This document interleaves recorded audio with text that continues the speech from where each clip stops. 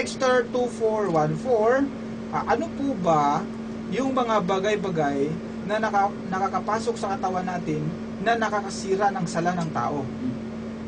Uy, ikaw muna kapatid. Ano kapatid? Hindi ko ba... Ano po ba yung mga bagay-bagay na nakakapasok sa katawan natin na nakakasira ng sala o dasal ng tao?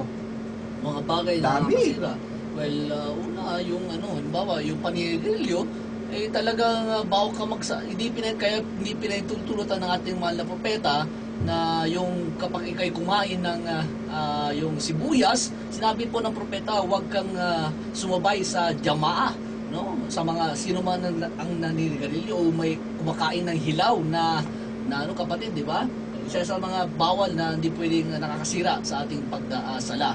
So isa pa doon, no? Ay sinabi ng mahal na propeta, magiging invalid yung yung ablution mo is yung kapag ikaw ay kumain ng kamelyo. Yes. Dapat talagang mag-ablution ka at kahit kakain ka ng baboy. Yun ang kakain ka ng puba. Alangan naman, di ba? Kumain ka ng baboy. Tapos nagdasal ka. Wala! Doble kasalanan mo. Wala yun!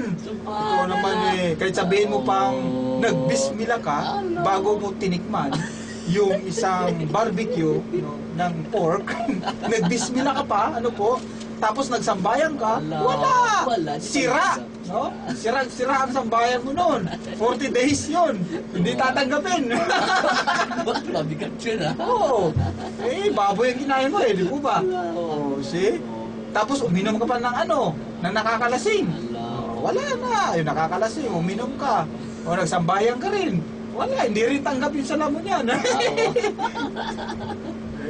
Kaya po, iwasan po natin yung yung mga alak, baboy, yung yung sinasabi ni kapatid, yan, paninigarilyo, yan, iwasan na po natin yan. At, ito pa, sapagkat hindi alam ng ating mga kapatid, hindi nga sila nakakain ng baboy.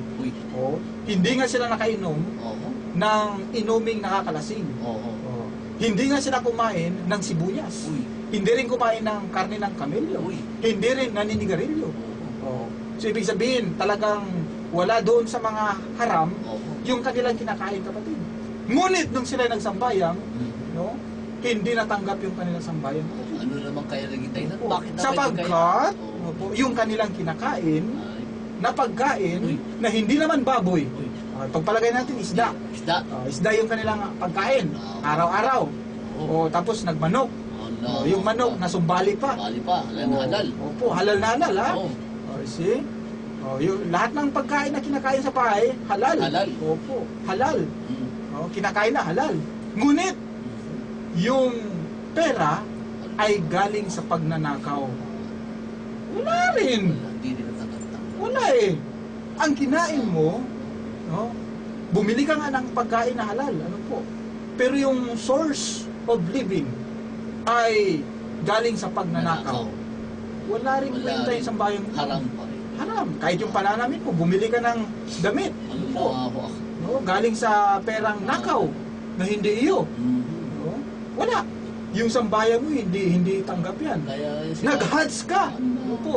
Yung ginamit mo sa pag-hajj, napanalunan mo sa luto. Kaya nga, isa sa mga hadith ng propeta sa salam, kapatid, nagdua siya. Paano naman kayong tao na yala na ang kanilang mga kasuotan ay haram, ang kanilang mga kinakain ay haram, ang kanilang kinabubuhay ay haram. Sabi ng propeta, paano pa kaya sila matatanggap ang kanilang mga panalangin? Yan. Paano pa kaya matatanggap ang dasal mo?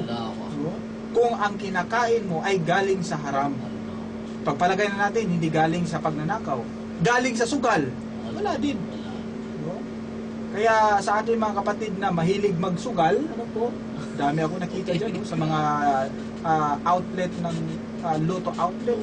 Naku naman po, nangarap sila maging instant millionaire. So wala pa rin. Sapagkat bawal po sa atin ang pagsusugal. Dahil ito ay gawain ni Satanas. Bawal din po yung pagnanakaw. Yan tawag dyan, mga haram na gawain. Doon galing, yung kinakain mo. Wala rin, hindi tanggap ang sala. Okay.